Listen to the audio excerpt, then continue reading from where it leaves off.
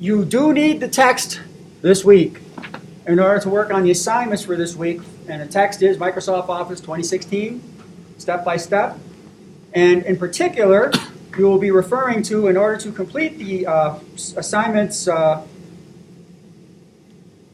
related to Chapter 2, your instructions will be on pages 63 through 65, I believe it is. And you will also have another assignment that you'll be working on creating a table, a schedule, and doing some things with the schedule. But we'll be walking through an introduction to Microsoft Word in various ways that we display Word. And so what I want you to do now is to, if you have Blackboard open, I need you to minimize your browser and instead click on the W in your dock, which it should start jumping up and down like a red box full of grasshoppers. And that will be Microsoft Word. So start Microsoft Word, and if it asks you to update, just click Cancel. If it's asking you to do something else, click.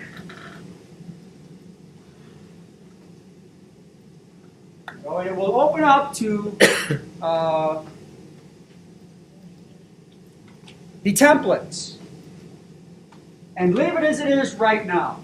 Templates are pre-formatted documents, or pre-formatted documents that can come in handy. Suppose you've got to do a real quick newsletter and you don't want to mess around with doing the layout. By using a template, you can have the layout done ahead of you. And then you just dump in text or graphics. So we all have it open to Microsoft Word, where it reads plus new over in the left margin. What I want you to do first is, it will say blank document and it will be highlighted. So one of the ways you start with to do a blank document is by clicking Create, and you have a blank document. Now, you'll note that some of you, your Word window will be somewhat minimized or shrunken. So a few things that you can do is that, for example, if it's really wide, suppose it opens up and it's only half screen. You can either move your mouse to the left or lower right, or the right, lower right, bottom, or left margin. And when you mouse over one of the margins, you'll see it turns into opposing arrows. And then when you hold the left mouse key down, you can stretch that document up or right or left. You also can move to the lower right or left corner of the document and shrink or expand the document. You can, by hitting the green jelly bean, kick back and forth between full screen, and then when you hit escape, it kicks you back out. You can minimize the window by hitting the yellow jelly bean, and it will do the genie effect on most computers and will drop it down into your dock. And then if you just click on that document, it reappears, and if you hit the red jelly bean, it closes the document. Now you'll note, in mine, there is a left margin and a blank page. They call that a thumbnail. And the way to get to that thumbnail, and later on, in about 3 weeks, when you're working on a really long document, we'll say it's about 60 pages long, that a real easy way to move back and forth in a document, instead of just going page down, page down, page down, page down, or holding the mouse down forever and dragging that darn thing, if you have thumbnails here, it makes it easier to click back and forth between documents. So for example, to get that to display, if I want to show thumbnails, I'll get rid of it first. So if I click View, and I go to Sidebar, because it's a sidebar, you'll see that it has Thumbnail there. If I have that unclicked, the thumbnail vanishes. If it's only a one-page document, I don't really need the thumbnail. But if I'm working on 5 or 6 pages, by having the thumbnails there, it allows me to have them in easy access. So I go back to Sidebar and I click Thumbnail. Wham! There it is. I know this is too much for one night, but it's going to get even better. All right, so now there are other things that we see. Other ways that we can view this document, and I want you to, for example, if you look to the lower left corner of the document, you'll see it says page 1 of 1. Well, there's only one page. So it shows 1 of 1. I haven't typed anything in yet, so it shows 0 words. All of you should have 0 words there. And if I go to the, so we're all looking down here, page 1 of 1. And you'll know if I click on page 1 of 1 that the icons above also change. And I can go back and forth on those too. Wham! Thumbnail. So all of these give me access to different tools and different views. Now, if I mouse over to the lower right and I let the mouse settle over the first icon on the left side of the lower right, you'll know that a little pop-up will come up that says Print Layout. All right, and this is the view that we have right now. If I mouse over just one, it will read Web Layout. If I mouse over just another, it will say Outline Layout. If I mouse over another, it will say Draft. Now what I want you to do is you're going to create a new file, but this time you're going to go to File, New from Template. So now it's going to take us back to the template window, and this only shows tip of the iceberg of all the templates that are available to you. And so suppose we want to create a flyer. This only has maybe 4 flyer templates available. However, if I click over in the Search All Templates box and I type in FLYER, all of a sudden I have more templates than I can shake a war club at.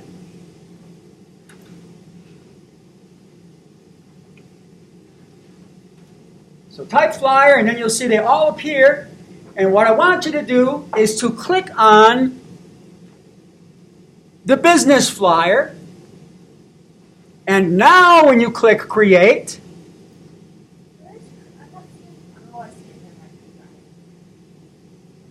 it has pre-generated format. All right, suppose you got to turn out a flyer really quickly.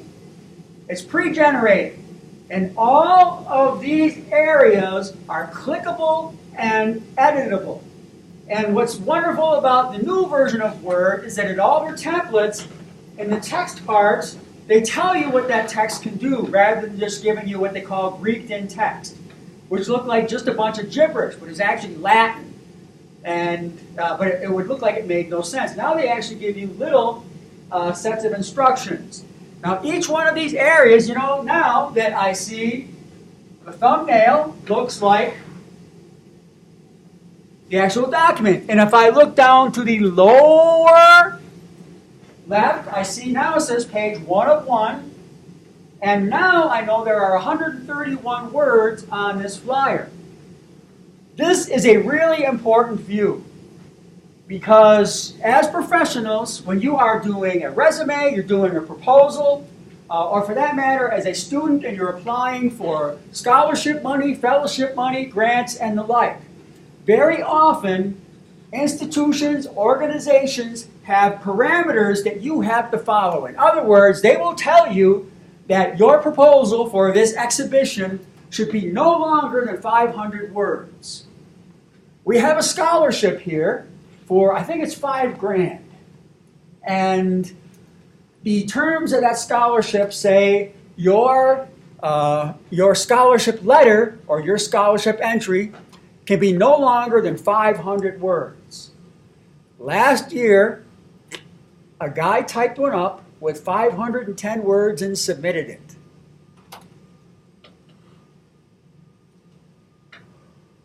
That cost him $5,000. When you are applying for jobs, fellowships, shows, work, the first thing that your employer looks at, can this person follow directions? Where do they think they ding you right away? Word count. word count. It's that picayune. Can you pay attention to fine details? So whenever you're doing scholarship, any type of applications, read the parameters. And if it tells you no more than X number of words, make sure you come in under those words. Because you will, in the business, we say you're 86th. 8, if you turn it sideways, means the infinity, means we will never see you again, forever. And 6 means deep sixth. Right? You have in essence been removed from the system forever. For 505 words when they ask for 500. So pay attention to parameters. And what Word does is it gives you a way to look at the parameters. Now, so you see it's got 131 words, and if I go over now, I'm back over to View, and notice what occurs because I'm in Print View now. When I mouse over Web Layout, it changes the way that page looks. If I'm over to Outline, what just happened? No pictures. There's no pictures. Outlines don't have pictures. They're just text. Or if I'm at Draft. No pictures, but there's the subtitle, title. Anywhere there's text is Draft Text.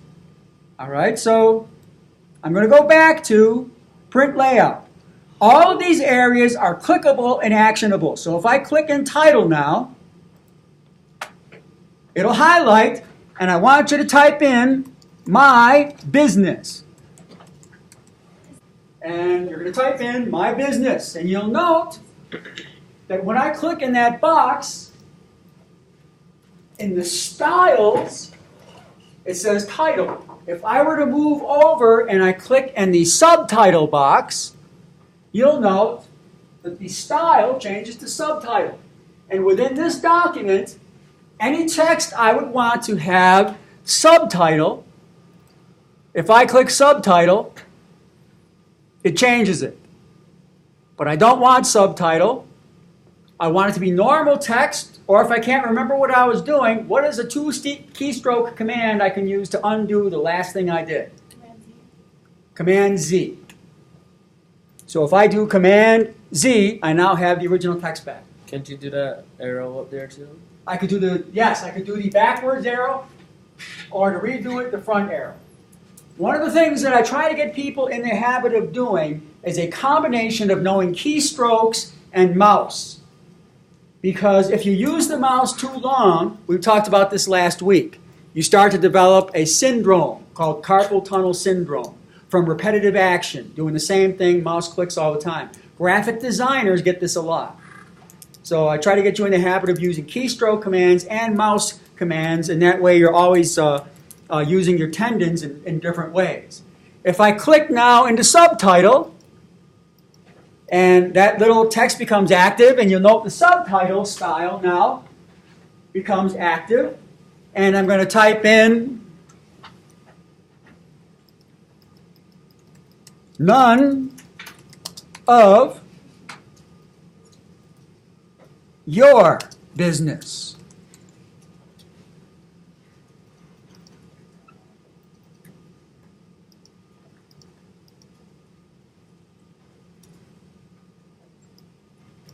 If I click in, we'll say this is flyer text. And by the way, for a flyer, in a design sense, this has way too much stuff on it. What's a flyer supposed to do? Convey a message quickly and easily. Quickly, easily, and memorably. Right? And when you give people this much text, it's information overload for a flyer. So you want to be aware in design that you're using not only graphic, but textual elements to the best effect. So if I click into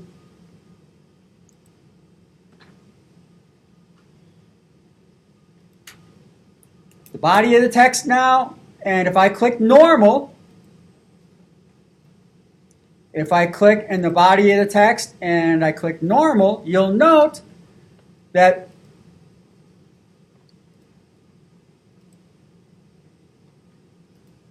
it hasn't changed.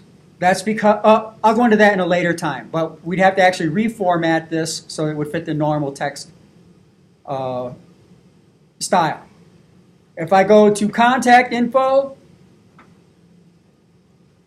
and I click in telephone, I could take 1-800-666-6666.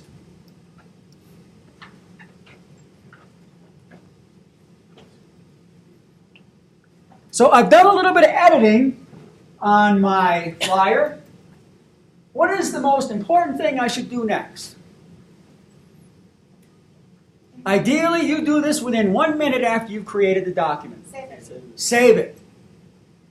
So I'm going to save it, and there are several different ways to save this document. But even before I do that, I want to make it so that in case I happen to drop off, which happens to be a lot, because I work really night, I have the curse of being an insomniac and an early riser. So very often I fall asleep and I'll wake up in the morning and you see all these Z's just stretching across the screen, like 800 pages of it, because I fell asleep and my hand was on the Z key, and it goes on and on and on. All right, but I want you all to look at Word, click on Word, and then scroll down to Preferences, and then scroll down to Save. This is an important command to know, which is Save Auto Recover Info. If it's not already set to 1 minute, do it at 1 minute. Because what this will do is every minute, whatever you are working on, the computer will automatically save it into a small part of memory. So if something happens, you have a power outage, you accidentally close the document, everything you've done up to the last 59 seconds will be saved. Actually, 59.99999999999999999 seconds. ... So you want to make sure that Save Auto Recover Info is for 1 minute. And that will make sure that if something happens and the computer shuts down, the next time you turn the computer on, it will actually come up and say, this document was saved. Do you want to save it as a different file name? Because what it's done is it recovered the last bit of work, and then you'll have to give it a new file name, but you won't have lost a 25-page document, for example, for not having saved it. So this does it for you. When you're working on Word Online, if you've got Office Online and you're working on it, it does it automatically for you too. You don't even need to set the parameter. It does it for you already in the cloud. But if you're working on a desktop, you want to make sure that you've got that parameter set. So we have that set. Now we go File. If I go to Save, I can choose where I want it to save. If I'm working on my own machine, this isn't my machine, so I don't have my my OneDrive account here, but I do have my Dropbox. So I can save it to Dropbox and save it in the cloud. On my own machine, I also have an iCloud drive, so I can save it to the iCloud. I save it redundantly now to the cloud. So I save it to OneDrive, I save to my Dropbox, and I save to iCloud. The same way I used to do flash drives, and then I'll often put a flash drive in there just in case the world blows up. Yes? So for now, we're going to save it to the desktop and then put it in our cloud? So now you're going to save it to the desktop. Nothing's popping up on my... We'll get there in just a second. Because if in the lower left-hand corner it says My Mac, let me just make sure what you're looking at here. I have Okay, if you click on My Mac, now if you click a drop down, it will show you different options. So desktop, right? Desktop. Okay. So it depends on the configuration. So I can click Desktop, I can click Documents, but I'm going to click Desktop. So now I've got it, so it'll save to the desktop. It's being saved as a Word document, and it's .docx, which tells me that this word processing document was created after the year 2007. And I'll go over why in just a moment. So now when I click Save, I've got my business saved to my desktop. Now, suppose I have done a lot of work on this document and I want to, sometimes when you're working really on long documents, like I'm writing a book, and sometimes I have gone in and I decided there was a certain part of a chapter I didn't like, and so I deleted the part I didn't like, and about 2 months later I had an epiphany that said, oh, shoot, I wish I hadn't deleted that. So when you're working on a document repetitively and it's a long one over time, it's a good idea to get into saving a document with a slightly different file name each time. So for example, if I go instead now and I go File, Save As, I'm going to, instead calling it My Business, I'm going to call it My Business 01. And then when I hit Return, I've already got it on there, so I'll replace it. The next time I work on it, so it's about 2 weeks later, File, Save As, and I'll instead save it as My Business 02. Or I could give it a date. But this is an easy way in the title. It's not so big. Because if you save it big, then something bizarre happens, if I remember correctly. Yeah, if you use really long file names, particularly in Word. Whereas if you're in Adobe Acrobat, you can get away with longer file names. So now I've saved it as a Microsoft Word document. But now, instead, in the Save As, by the way, I can also change the file name, but there's also the file format. Right now, it's a Word document, DOCX. I could, suppose the end user, I'm sending this document to someone whose word processor was Word 2004. It was still saving it as a .doc. So if I look at Word document and I click the drop down, Word 97 to 2004. That lets me know the end user that I'm sending it to has an old word processor. So now, if I were to save it, it would save it as a .doc rather than a .docx. So that person with the older computer would still be able to open and work with that document. You want us to save that one? I'm sorry? You want us to save this one in the next 7 Now, don't bother saving it to that format. What it'll do, though, is it'll show you 2 copies of the same document, but they'll each have a different extension. You may, and we're not going to save as a web page, and it's not a good idea to save a Word document as a web page because you have to go, it's too much reformatting you have to do later with the hypertext markup language. However, I could save it as a template. Suppose I'm going to cancel this.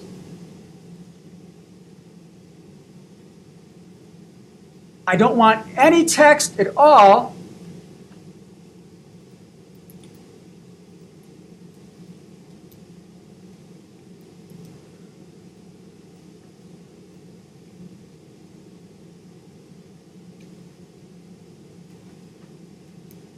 I want this to be completely open to my creativity anytime I create a new flyer. I could go File, Save as a Template. So it was a template originally. I've changed the template to suit my needs. So when I save as a template now, and you'll note the subdirectory reads templates, and the extension will be .docx, and I'm going to call it Dr. Chu's template. That's really good for doing like club advertisements, organization advertisements, so that when you put all the images in, there's this, It's all there ahead of time, and then you just dump in the text you need. Yes. So now when I click Save, it will save it as a template. Now, suppose I want to open the template. I go File, New from Template, and I got to scroll down. Do I have it down in here? It should be in Templates. I'll type in Search. Chu. Oh. Hold the applause till break. All right, but we now have the Dr. Chu template. So when I click on the Chu template and I click Create, wham! I know it slices, it dices, it makes mountains of coleslaw. Documents. Now, I'm going to go back to the question that you had asked earlier. Because suppose you want to send a flyer embedded in a message. So I'm going to close this template. I'm going to close that document, and I'm going to go back to the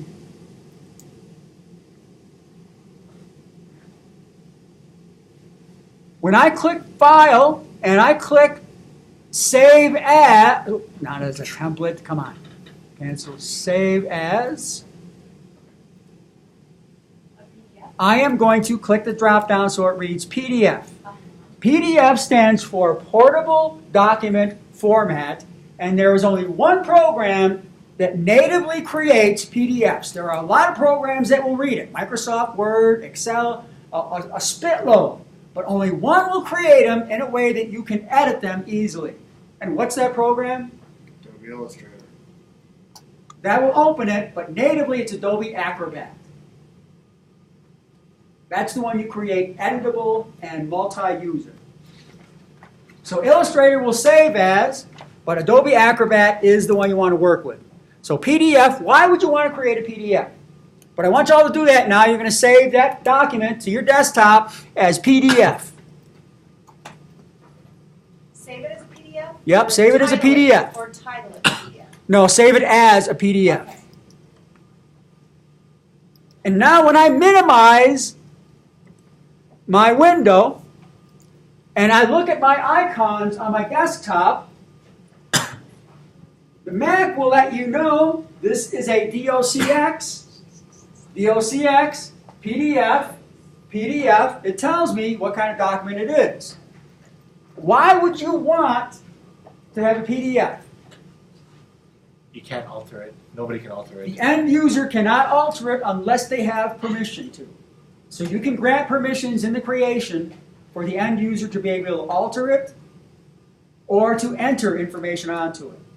Perhaps when you applied to IIA, you might have actually had an editable PDF. All you could do was type in certain information, but the titles and the like stayed the same. So it said first name, you could type in first name, last name, you could type in last name, but you couldn't actually edit the document itself. There's a reason why you want to be able to have that type of control, that kind of limited access. What might one reason be? Copyright reasons? Copyright reasons. Why else? Suppose you have a contract. You're going to put in a sculpture down at the Inn at Loretto of some Native American saint who's a Mohawk that they dressed up as a Pueblo woman. That's at actually, I think it's at St. Francis where that one is. And you're going to get paid $300,000 for that sculpture. So you send out the contract, and you've got it signed digitally, and you haven't put the block on it, and that person, or you've sent it as a Word document, and the person at the other end just decides, oh, they're going to accidentally delete a zero. Your $300,000 just turned into 30,000? $30,000. Or if they're a little more excited, $3,000 or maybe $30. And you've already digitally signed it. Now, if you have the original on your computer, you could take them to court. But you don't want people altering the terms of a contract, for example. That's why you have PDF that can only be edited by the creators or end users that have the credentials to be able to do so. So that's how you save as a PDF. Now that PDF then, when you're in your email, you can drag that PDF off of your desktop and drag it right into that email, and then you're sending that PDF to someone. That's how you've been able to do that with a flyer. So it doesn't send it as a PDF, it sends it as an image in the Essentially, body, yeah. in the body of the email, right? Okay. So I'm going to add water again to Microsoft Word. Now, other things that you can do. For example, when I click on an image, I could drag an image that I have in my my photos, and I could drop it right into that box, and it will add that image to that box. I could also, by looking at the little dragger handles at the side, if I mouse over and hold the left mouse key down, I can proportionally shrink or expand the image, or disproportionately shrink or expand. If it's clicked, I could delete it. What did you say you held down in order to keep it in proportion besides? I just held the left mouse key down and dragged it from a corner rather than an edge. Instead of holding down control, right? Right. I just hold the mouse down Okay. and it does it. And you'll note as I drag it, it actually will give me the dimensions of that image on the page. I also, by clicking on the rotation, sometimes visually that's a fun effect. But watch what happens when I do that. It automatically dropped the text that was in the space below onto the page below because there wasn't enough room to hold the image and the text. Now I could, and that will do this when we do a newsletter, or not a newsletter, a brochure. We'll look at text wrap as a function that allows us to actually have the text wrap around this image in a way that looks graphically appealing.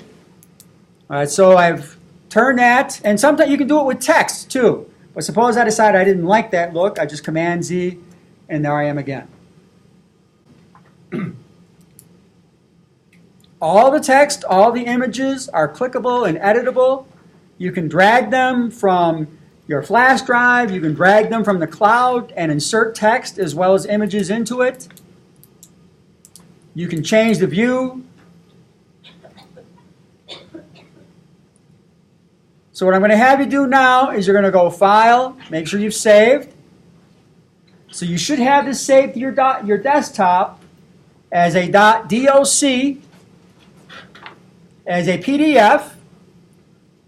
Now you're going to go File, Save As, and you're going to save it to the desktop, and you're going to save it as a template. Word template. It's going to have the same title, and then you're going to click Save. So you have 3 different file formats, and then you are going to close Microsoft Word. So if you just Word, quit Word, or Command Q. Try a 2-keystroke command. Command Q. That will quit Word. It will also quit Excel or PowerPoint. So it will quit any of the Microsoft suite of programs. What you're going to do now is you're going to go to Blackboard. And you're going to log into Blackboard. Click on Week 3. Click on In-Class Exercise Assignment. And it should be right at the very top. When you click on that link, it has the instructions. What you're going to do to submit this assignment, you're going to browse your computer. And there are going to be 3 documents you're going to submit. Browse my computer. You're going to find the first one. I don't care which one you choose, the template, the PDF, or the doc. When you click Open, it will appear down below.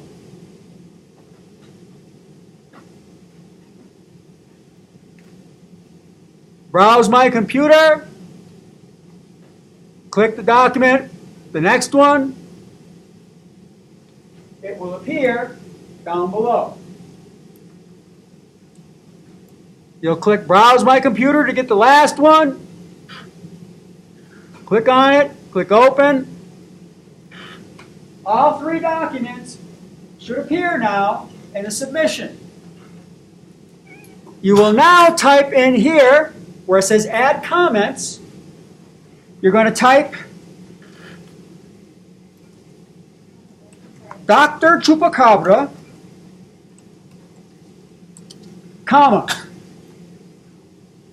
knower of all nefarious things, comma,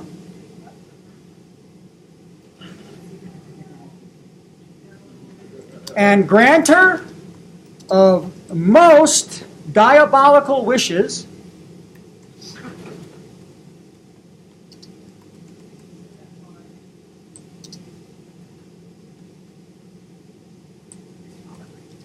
please find my 3 assignments as attachments. So it's Dr. Chupacabra, knower of all nefarious things and granter of most diabolical wishes. Please find my 3 assignments as attachments. If you submit this assignment and it does not have all 3 attachments, you're 86th. And if you happen to miss the instructions, this is your chance to suck up to another person in the class to get the instructions on what to do. Because failure to submit all 3 of these will result in a 0 for the assignment, I guarantee. There's no forgiveness on this one. Because this process is one you will have to repeat several times throughout the semester, including assignments that are due this week. So I'm walking you through the process.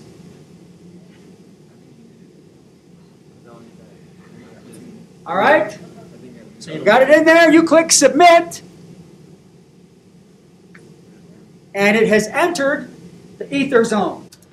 And if you click back on all instructional materials and you click on week 3, you'll see that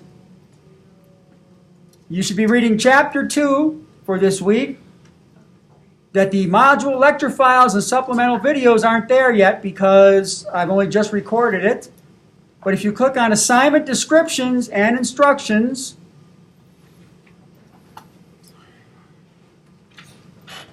you have several things you need to accomplish.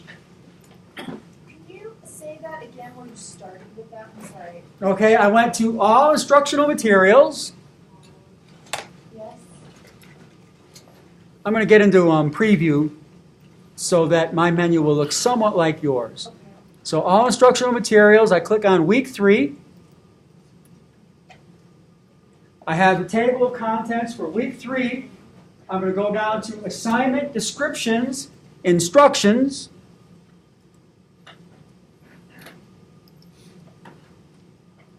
And then chapter 2, working files. If I click on this document, it gives you instructions on how to download the other documents below.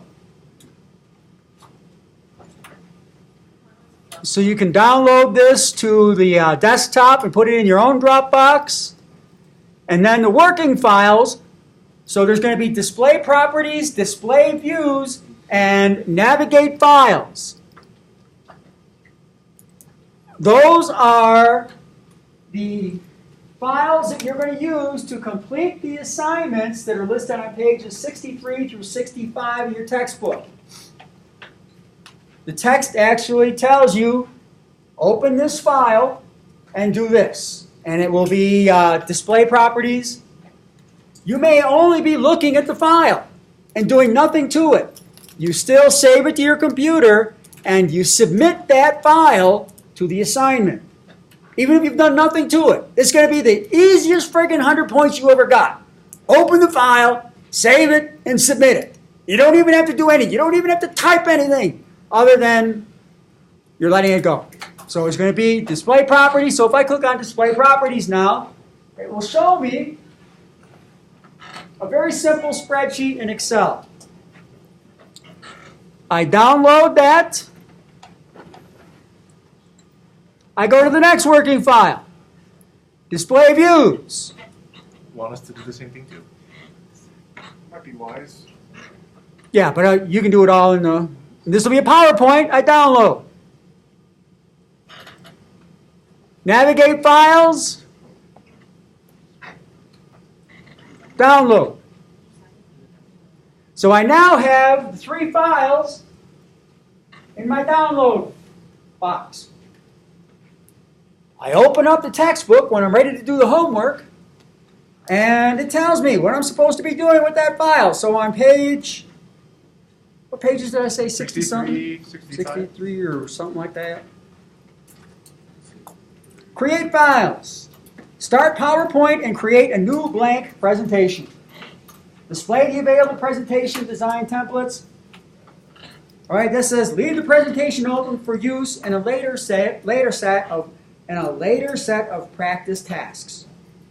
Next one, open and move around in files. Open to navigate files. Okay, let's see. Navigate files. I think I can do that.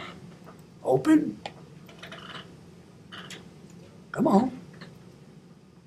Maybe I got to get to it. All right. It tells me the second line of the document, click to the right of the paragraph to position the cursor. All right, I follow the instructions. I do what it tells me to do. I save it, and I upload it. Do all the assignments first and save them first so that you submit them to the assignment, which would be assignment 3.01. Tells me I'm supposed to submit display properties, display views, navigate files. You're going to submit them all as an attachment to this assignment area. Failure to do so results in no credit.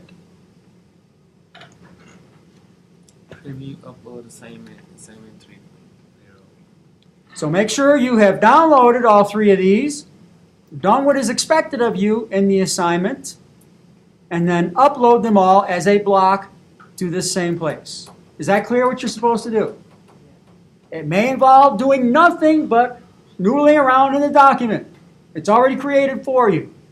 It's to get you into the process of not only opening pre-created files, noodling around in them, but also saving them and uploading them as assignments. The other assignment, which is 3.02, is to design a table. And I'll release that now. Because in that assignment, you're creating a table of your schedule. There's a reading that's associated with that too.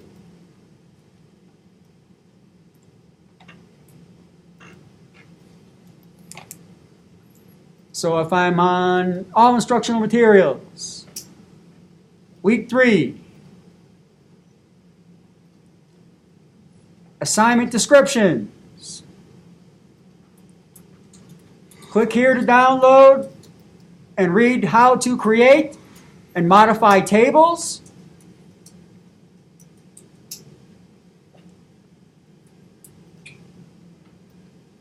And then the instructions of what you're supposed to do exactly with the table. You're going to be creating a course schedule.